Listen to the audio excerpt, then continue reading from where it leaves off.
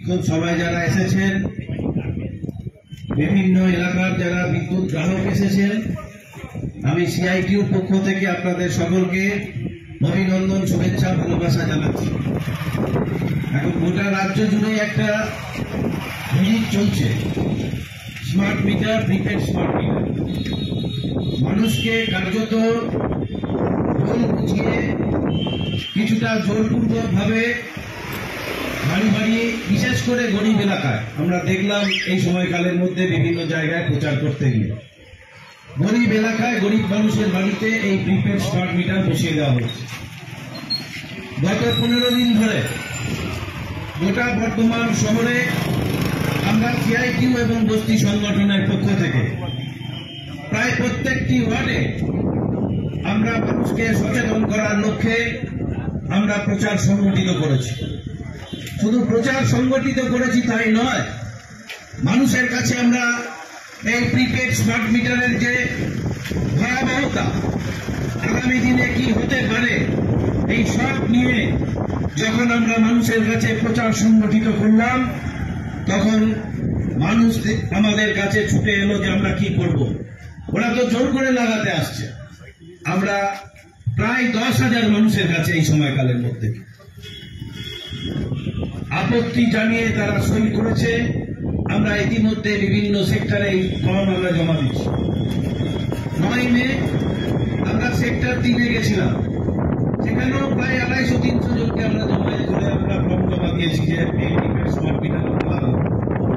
আজকে সেক্টর 2-তে আমরা এসেছি, এখানে সংগঠিত আমরা প্রায় 250 যারা বিদ্যুৎ এই প্রিপেড স্মার্ট মিটার নেবে না, অসম্মতিপত্র আবেদন আমরা জমা দিলাম।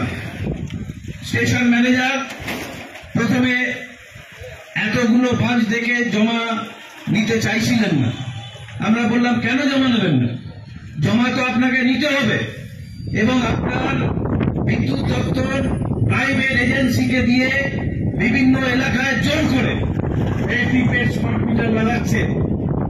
2003 সালে বিদ্যুৎ আইনে পরিষ্কার করে বলা আছে, উনি বোঝানোর চেষ্টা করছিলেন, তাতে বোঝা গেল একদম উনি। আজকে তো যা দেখতে পাচ্ছি গোটা রাজ্য জুড়ে বিভিন্ন দপ্তরের আধিকারিকরা, পুলিশরা সবই তৃণমূলের জার্সি পরে নিয়েছে।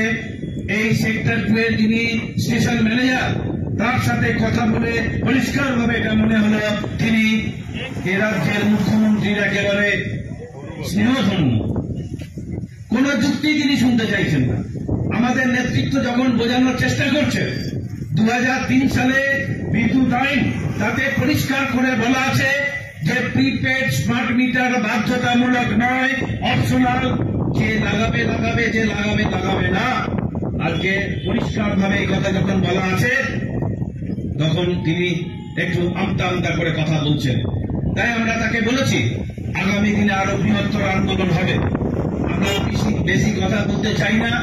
আমরা আগামী দিনে এই প্রিপেড স্মার্ট মিটারের প্রতিবাদে প্রত্যেকটা এলাকায়, প্রত্যেকটা মহল্লায় আমাদের প্রচার করতে হবে, মানুষকে সংগঠিত করতে হবে, মানুষকে সচেতন করতে হবে।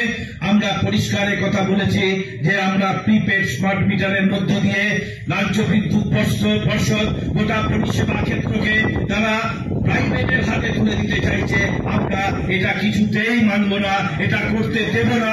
যত দূর যেতে হয়, যত বড় আন্দোলন আমাদের করতে হয়, আমরা সিআইটিউ, আমরা বস্তি সংগঠনের পক্ষ থেকে দুর্বার আন্দোলনের মধ্য দিয়ে আমরা এই ঘাম রক্তের মধ্য দিয়ে যে বিদ্যুৎ ক্ষেত্র এই পশ্চিমবঙ্গে তৈরি হয়েছিল, তাকে আমরা রক্ষা করব, একথা আমরা বলেছি। আমরা তাই মানুষের কাছে বলতে চাই যে আসুন, সংগঠিত হতে হবে, আসুন ঐক্যবদ্ধ হতে হবে। কারণ এই তৃণমূল কংগ্রেসের সরকার, যারা একটার পর একটা নীতি গ্রহণ করে সাধারণ মানুষের বিপক্ষে নিয়ে যাওয়ার চেষ্টা করছে, একে আমাদের আটকাতে হবে। নিশ্চিতভাবেই আগামী দিনে আমরা আরো বড় লড়াইয়ের দিকে যাব, আরো বৃহত্তর আন্দোলনের দিকে যাব। প্রত্যেককে অভিনন্দন। আজকে আমাদের নির্বাচনে যা আলোচনা হয়েছে এবং আগামী দিনে আমরা যা করব, আপনাদের কাছে রাখলাম। ইনকলাব জিন্দাবাদ, দুনিয়ার মজবুত এখন। স্মার্ট মিটারের নাম করে অবিলম্বে স্মার্ট মিটার অবিলম্বে বাতিল করতে হবে।